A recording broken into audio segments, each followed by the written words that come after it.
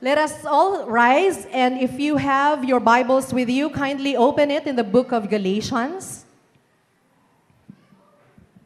It's in Galatians 6, verses 7 to 9.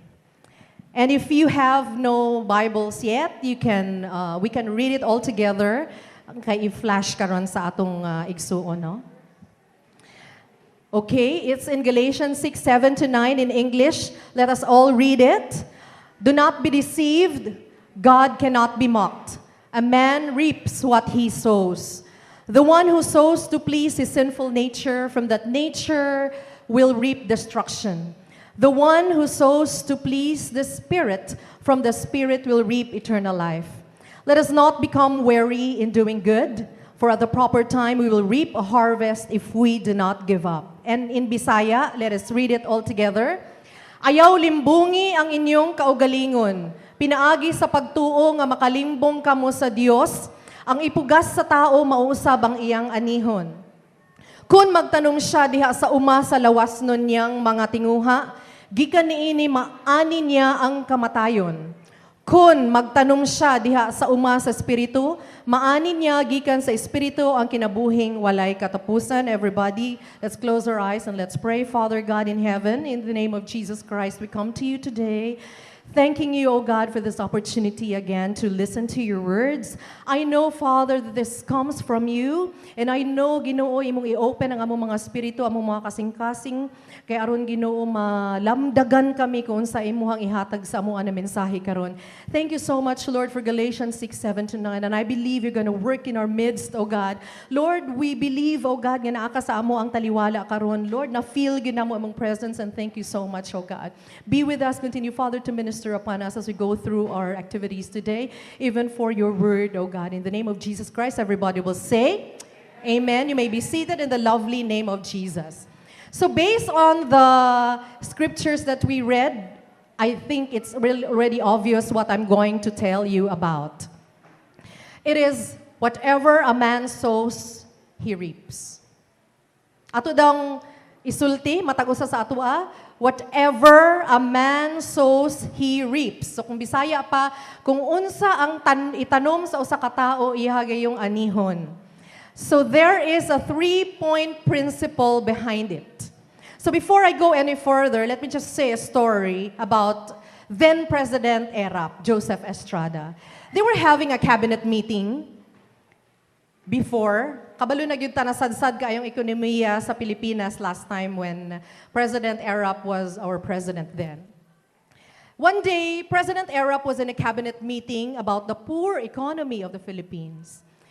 Ingon ang isa ka economist, kay subo magud kaayo si President ERAP.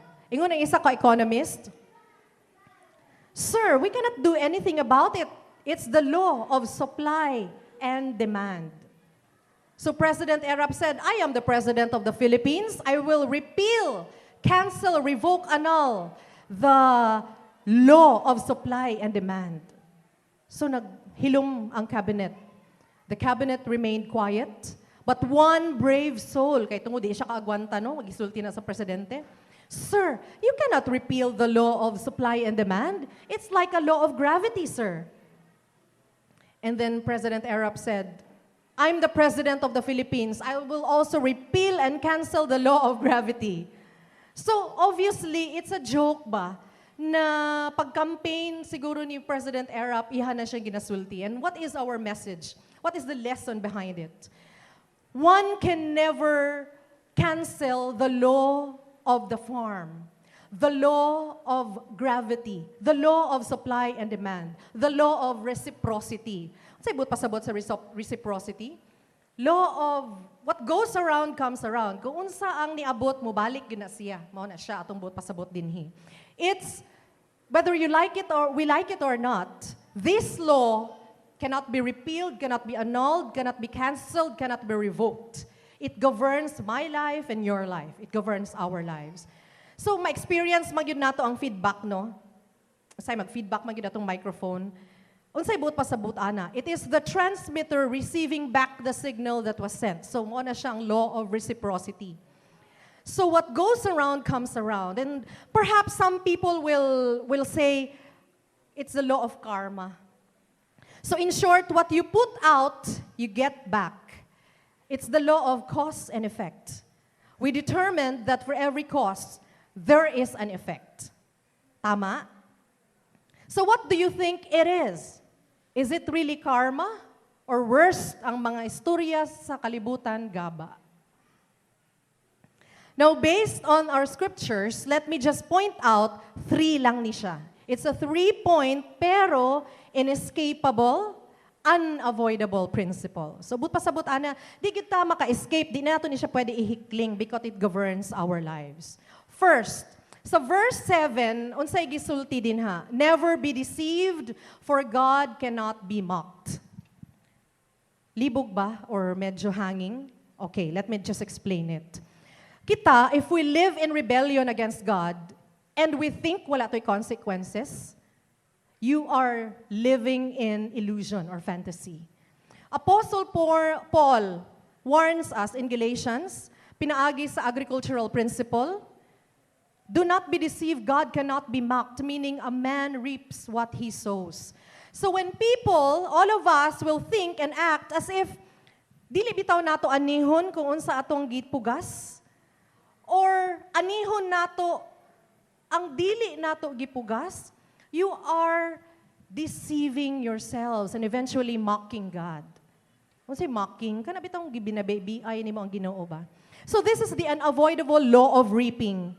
What is sown is a well-known statement of warning para sa ato ang tanan that God cannot be mocked. Nobody in this world nga makabiay-biay sa Ginoo and get away with it. Ana bitaw?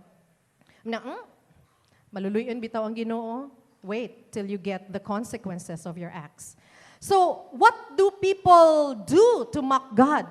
Kani ato na lang estudyuhan. Unsa man ang mahimo sa tao para makabiay-biay sa Ginoo?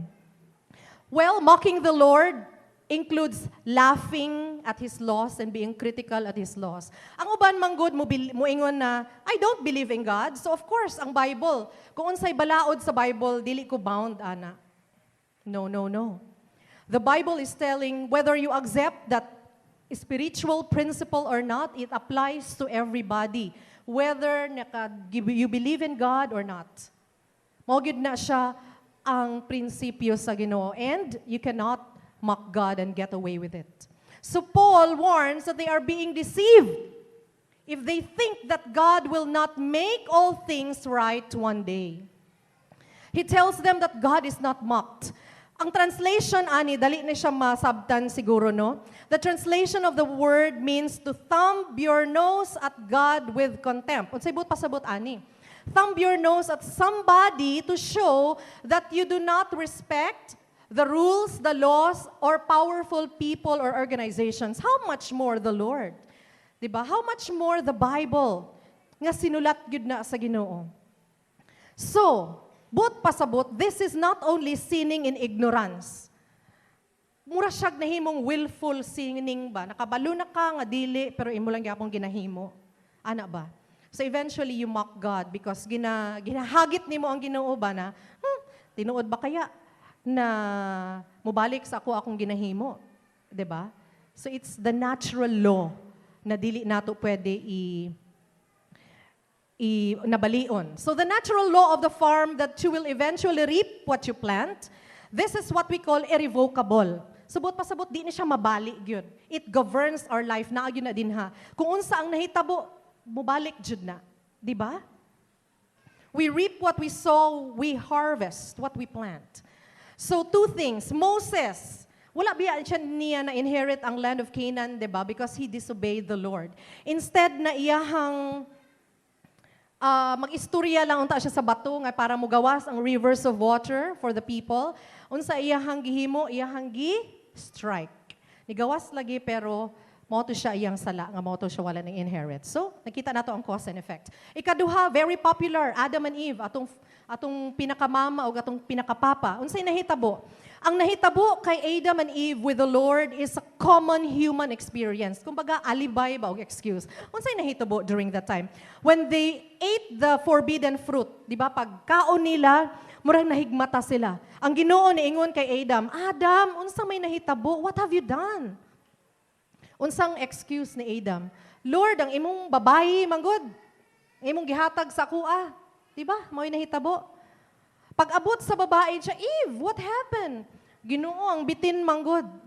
So, unsa ang common nga experience? Kita, alibay nato pirmi. Siya manggod, di man to nako sala. Anong di na lang mangyud nato i-accept pasaylo ako Ginoo sala nako to. Mao nang naay consequence sa akong sin. Correct?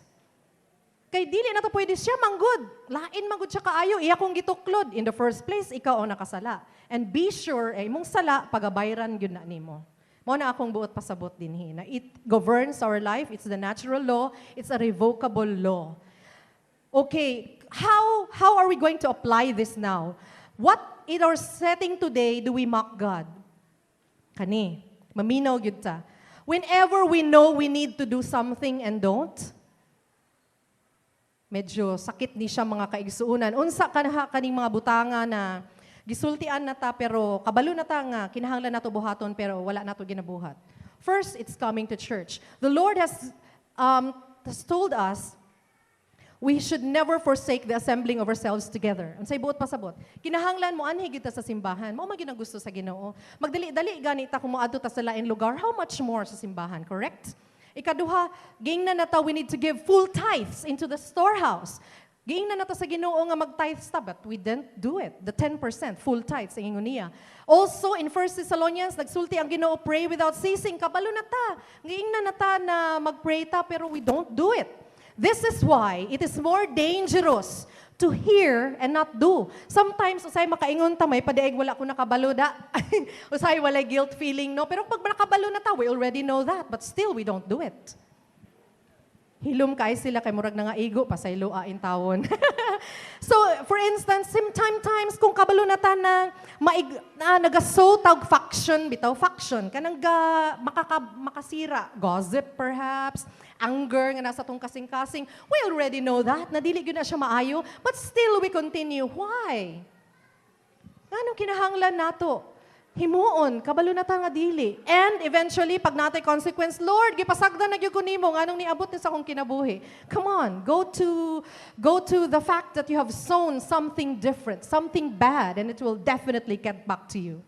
Okay? So many people are deceived on this matter na di lagi ni mahitabo sa kuha, maluluyon man ang Ginoo, maluluyon lagi. Pero make sure na your sins will always find you out. And to hold such an incorrect perspective, we actually have mockery against God. Imagine, kasakit, no? Because it's the Lord who established this principle, okay? First, never be deceived. God cannot be mocked. That's in verse 7. And let's go to verse 8a. Sowing to the flesh, sowing to please the sinful nature will reap destruction. Unsay bot pasabot sa flesh? Kani ba atong flesh kaning lawasan ni?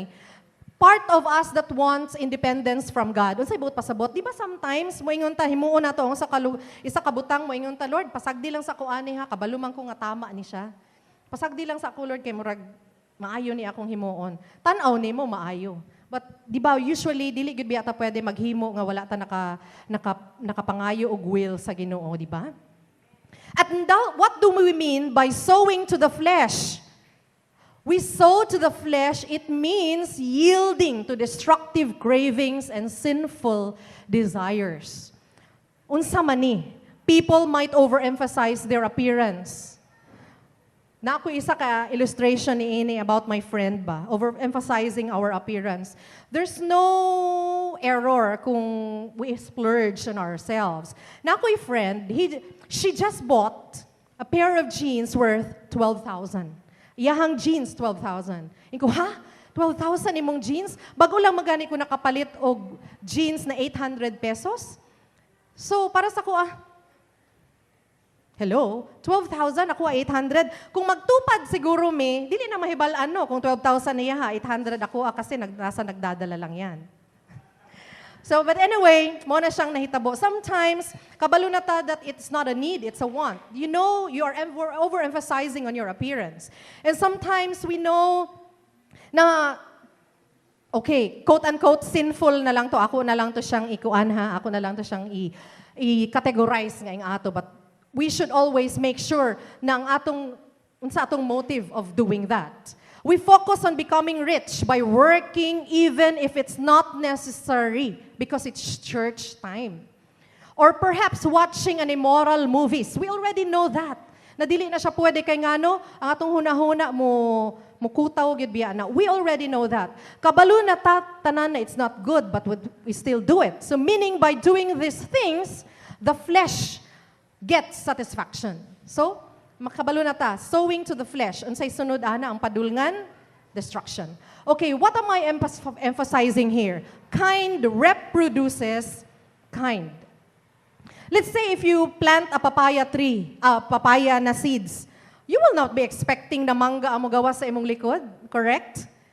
If you want a papaya tree, a papaya fruit later on, dili pud ka magtanom og mangga karon, di ba?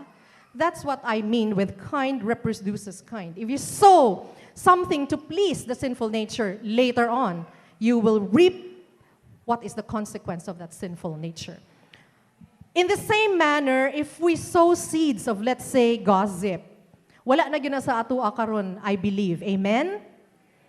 But let me just remind all of us, gossip then, we will quickly find out that people are hesitant to trust us, di ba? Usahay mo yun na, di na kumuduol ani niya, kaya yung sana po yung istorya ani. Di ba? Kay ma-pollute manggod ta. So Paul states that if you sow to the flesh, you will reap corruption.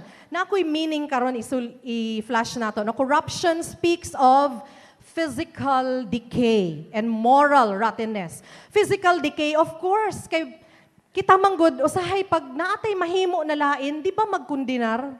Dili ka lag. Magkundinar atong hunahuna, dili ka makatulog og tarong. Di po kakakaon, sama to akong gibuhat. Oy, and eventually, I know the Lord will forgive us later if we will ask forgiveness, but wait. Ang unsa imuhang matanom gyud biya maani na nimo. So physically you will have decay, moral rottenness. Unsa may but pasabot sa rotten? Kana bitong dugay na siguro sa ref, na green na siya no kay wa nimo gikaon murag unsa sa Bisaya ang rotten? Dubok. Nabulok. Bulok and dubok. Ay imuhang morally imong character murag dili na questionable, patay na jud siya. And so, it's all about cause and effect. Nakita na nato, kind reproduces kind of the same kind, cause and effect. Every seed sown produces results, and every result tends to be of the same kind that was sowed. A good tree, di gyud na siya mubunga og evil fruit ba? Ang evil fruit, di po na siya mubunga og good fruit. Pao na siya akong pasabot ni Ine. So, anyway, little by little, it will kill you. Mura siyang fatal disease. Unsay fatal disease? Isa ka example, cancer. Tama ako? Nahinay-hinay. Two basic examples. I-flash na ko sa screen. Very familiar man yun ta kay Jacob. Jacob deceived his father Isaac by using a goat, diba, to prepare him to convince his blind father that he was Esau. If you remember right. Years later, Jacob reaped the same deceit when his sons used the blood from a goat to stain the coat of Joseph. Diba? To convince him that Joseph is already dead. No, nakita nato sa Sunday school. Imagine, without knowing the cause and effect relationship, he was reaping exactly what he sowed. Paul is a persecutor of Christians. Tung na-convert na siya, gi-persecute po siya. So, you should always be careful with always unsa atong ginatanom. Now, isa ka popular saying, ginabalik-balik na yun sa atong magwali. I think Pastor Arnel has already used this, and even Pastor Sammy perhaps. You sow a thought, you reap an act. Kani bitong ginasbutang nato sa atong hunahuna, mao man gyud ni atong mabuhat ba? In Jesus' name, pero nganong ginabuhat magyapon. And every time an act, unsay sunod sa act? Reap a habit. Kani manggong atong ginahimo nga pagpirmi na, daghapya pay pirmi-pirmi na, without knowing it, nahimo na siyang habit. Diba? Pag maabot ang habit, sa sige na mo balik-balik na, naunsa man ni siya, o mo na lang man ni siya iyang ginahimo, gyud pirmi, it becomes what? It becomes character. Sa basa namo or natun-an namo sa CLDP2, unsay buot pasabot sa character? Comes from a Greek word, karatso.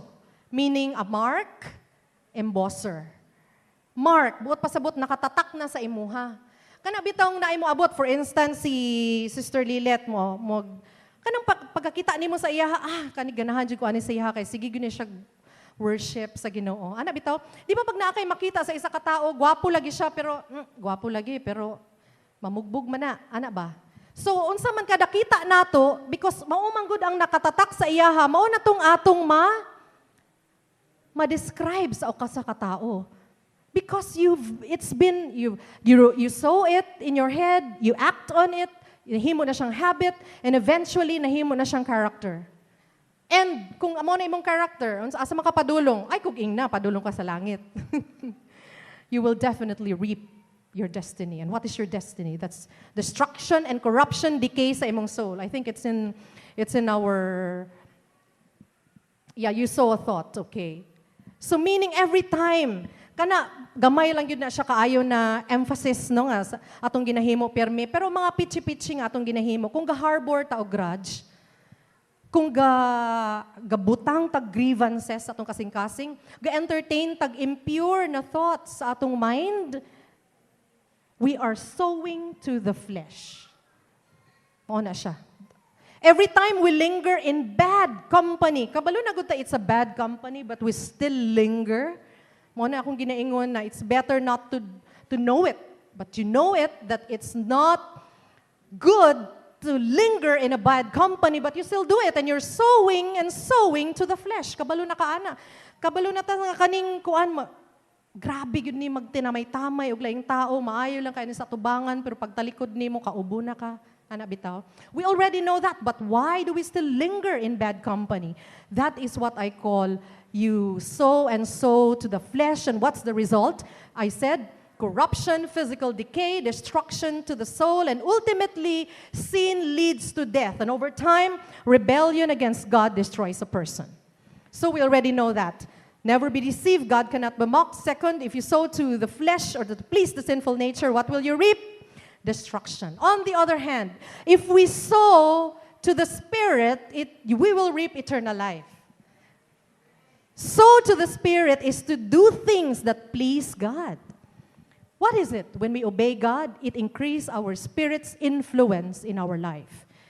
So right now, we must take advantage to serve the Lord, serve our pastors, serve our fellow church mates, serve our family, and serve our fellow men. Kami sa leadership, gibutang man gyud mi sa Ginoo din hino.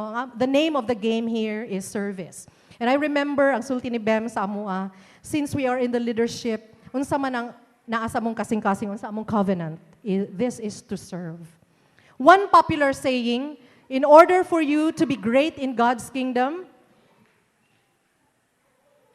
to serve a fellow man, in order for us to serve, isa ka popular saying, if you want to be great in God's kingdom, learn to be the servant of all. You know what? Our pastors, they devote their time in the advancement of the kingdom. It pleases the Lord if we support them, and eventually the Lord will reward them. So just like when we sow the Word of God in our hearts, imposible man yun kaayo nga kung mubasa ka sa Biblia, Satanas ang musulod sa hunahuna. Satanas ang mubutang sa kasing-kasing, correct? When we meditate upon the word of the Lord day and night, what will we reap? Spiritual blessings. Diba? Mauna siya akong but pasabot. So, how do we apply this to our lives? Unsa ang application niini? When we sow to the Spirit, we will reap eternal life. All of us have the chance to sow into the lives of our people. First, seeds can be small acts of kindness sa atong mga pastors. I think it's there. Like a text perhaps, like, I am praying for you, Pastor Sammy. I'm praying for you, Pastor M. Blessings to you, Pastor Arnel. Blessings to you, Pastor Conky. Have a great day, Pastor Edsel. Thank you for being so good to us. That's one of the simple acts of kindness that we can extend to our pastors. And eventually, that pastor will give back blessings to us. Di ba? Kita manggani, moingnan manggani, mateksan manggani ta, hi, Kumusta? Have a great day, have a blessed day. Magnisay maganita. How much more atong pastors? Tama? So himuon na ninyo, mag-text mo kada adlaw, okay? Mag-flash ta og mga numbers, multimedia flash tag numbers sa atong mga pastors, okay? Para i-save ninyo sa inyong cellphone. Kung naamoy load, kung walay load, wate mahimo ana. Kung naamoy load, extend small acts of kindness to our pastors. Second, offering kindness to our pastors. Remember mga igsuon, ang mga pastors bitaw nato dinhi sa simbahan are ordained by God. It's the Lord who placed them here sa church. Ato ginang hunahunaon, ibutang nato sa alimpatakan nato mga igsuon, nga kani atong mga pastors ordained by the Lord, gibutang sa Ginoo para sa church of God. And don't you ever forget that. And offering kindness to our pastors, dako kaayo ang kahimuan ana. Kabalo na ta kung unsa ang gahin para sa atoa if we do that. It's eternal life from the Lord because of the goodness that we give them. Finally, I have 5 minutes more. Hope I can wrap up. Number 3, verse 9, a harvest comes if we don't quit in doing good. So what is the promise? What is the promise that reminds us in Galatians 6:9? It reminds me of, pastors gani na wala gay ka ng recognition. No, maka-remind, ma-remember gyud nato mga pastors gani nga dili gani ta di nato sila gina-recognize, di nato sila gina-appreciate. Siguro sa atong mga pastors karon, they have little recognition from us. Gamay ra siguro ang naga-appreciate sa ilaha. Hope dili mo mag-amen. And right now is our chance to remind ourselves that we have pastors like them who are so good to us. I'm amazed of what Pastor Sammy will always tell all of us. Kabalo man gyud ta gibalik-balik gyud ni Pastor Sammy sa atoa na gaampo gyud ko matag usa kaninyo, matag adlaw, matag oras, matag segundo, matag minuto, di ba? And kita gani pagsultian ta sa atong friends na gaampo gyud ko sa imuha, Jess. Belinda, gaampo gyud ko sa imuha. Malipay man ganita. How much more our pastor kumusulti sa atuwa ana, di ba? Mas malipay ta, amen? Hallelujah. And it is really great that someone is praying for us. Guwapo kaayo ang atong mensahe sa kanta. Somebody is praying for us, and that's our pastors. I remember, let me just quote Pastora M. Natay picture ni Pastora M, no? I believe. I remember Pastora M, wala pa mi naka-Tuesday fellowship sa Young Moms. Ingon siya, te, unsa kaya te, magsugod na ta, te. Bahala gamay ra ta. May na at least makasugod ta. And from the bottom of my heart, thank you, Pastora M. Where are you? Can you please stand? She's not here. Sayang, wala niya na nadunggan. And I praise God because nagsugod gyud sa iyaha ang promptings nga magsugod gyud ta every Tuesday. Tuesday na lang ta kay available pud halos tanan. And now our Tuesday fellowship group sa mga young moms has blossomed, and now with the instrumentality and leadership of our very pretty sister Grace, na yung picture. Give them a round of applause. These are examples of our pastors. Grace told me, te, di ba ko pastor? Who knows? You will be tomorrow or in the future. These are examples of our pastors who lay their lives for shepherding us. Unsa na lang kung wala tay pastor. Imagine, wala sila sweldo, mga igsuon. Kung naa sila sweldo, minimal. Di man gani, moabot sa minimum. Pilang minimum karon? 375? Maabot ba sila, ana? We just remember kahilakon ko. So, kaniya atong mga examples sa mga pastors are not receiving anything. If they did, it's very minimal. Kabalo na gyud ta, ana, okay? But God promised ministers of the gospel that the reward is waiting. Pastor Sammy, Pastor Arnel, Pastor Conky, Pastora M, and Pastor Edsel, and the rest of the pastors, don't worry, the reward in heaven is waiting. So i-flash daw nato tong ingon ni Timothy George. In the spiritual life, one of the greatest frustrations in the Christian ministry and principal cause of weariness and well-doing, kana bitong di nato makalculate ang spiritual outcome ba? Di man gyud nato makalculate. And sometimes it's easy for us to become discouraged. Or, di pa man ko pastor. Ang mga pastor, it's easy for them to become discouraged. Kay tungod, Nagsige na lang ko gwali, oy. Nagsige na lang kog tudlo, pero murag wa may nahitabo. Those in position of influence, mga igsuon ko paminaw.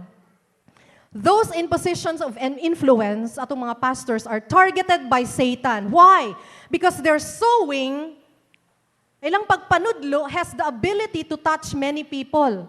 Correct? Ani, gisulti ni Ate Nena last Sunday nga ginapostingan gini silang mga general. Or kung 5 sila, 5 lang ka general. Pero mga igsuon, kadaghan nato, ano day mag-people power ta? Amen?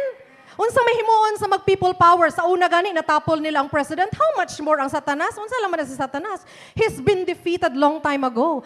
So let's stand behind our pastors. Mag-people power ta. Unsa matong ginahimo sa people power? Mag-ampo. Maghatag tag appreciation sa atong mga pastors. Tama? Para dili sila maluya. Kaya kung maluya sila, unsaon na lang. So this is the element now of sowing and eventually reaping. When pastors plant a crop, they realize the importance of giving that crop time to mature. Sometimes, manggod, kita, in our society today, usay na orienta ka ng instant gratification, bitaw. Instant tanan. We want what we want when we want it. Sometimes trained ta na short term lang ba, dili long term. So basic example, God, kung magtanom kag mangga karon, ay ing na pag mata nimo ug mas buntag, dako na kay na imong mangga. Ana lang na siya. When you plant seeds today, it doesn't produce fruits by tomorrow. It will take so many tomorrows for you to savor the good fruit. So sometimes you will have to wait for many tomorrows before you harvest. So ang akong sulti lang sa atong mga pastors and even all of us na mga leaders pod and even sa ato tanan na mga Church of God congregation, let's imagine a pastor, halimbawa kita dako naman gyud ta by God's grace, no, dako na ta na congregation. What if nay pastor gamay iyang congregation, wala man gani siya gina-recognize, gamay lang iyang tithes, gamay lang iyang offering, but year after year after year he faithfully serves the congregation. So imagine lang yun ninyo. So sometimes if we don't see instantly the results, we get tired of doing good. Sometimes siguro kita, we read the Bible every day, we pray diligently, we go to church every Sunday or daghan pa ganita ginaapilan na mga fellowship, but still parang tanaw nato mo wala man kayo great accomplishments in life, wala man kayo kuy dako na victory, but don't worry, your reward is waiting in heaven. So, what if pastors will get tired in shepherding us? Mag-flash daw tag pictures. Pastor Sammy is our senior pastor. Pastor Arnel as our worship pastor. Pastor M as our children's pastor. Pastor Kongki as our youth pastor. Pastor Edsel as our very faithful support in our audio ministry. And some other pastors and leaders behind us. Unsa kaya kung maluya sila? Huna-huna daw ninyo. Kung maluya sila, kapuyan na sila, moingon siguro sila, bahala mo sa inyong kinabuhi, oy. Tagsa-tagsa bitaw tagkaluwasan. Diba? Tama man po. Tagsa man tagkaluwasan, bahala na sila. Unsa kaya kung muana sila, maluya sila? Di na to hayaan mga igsuon ko. Amen? Let's stand behind our pastors. Amen? Para di sila maluyag yun. Muna kinahanglan kita mga supporters, let's stand behind our pastors. And pastors, don't worry. A good harvest comes if we don't quit in doing good. Let me conclude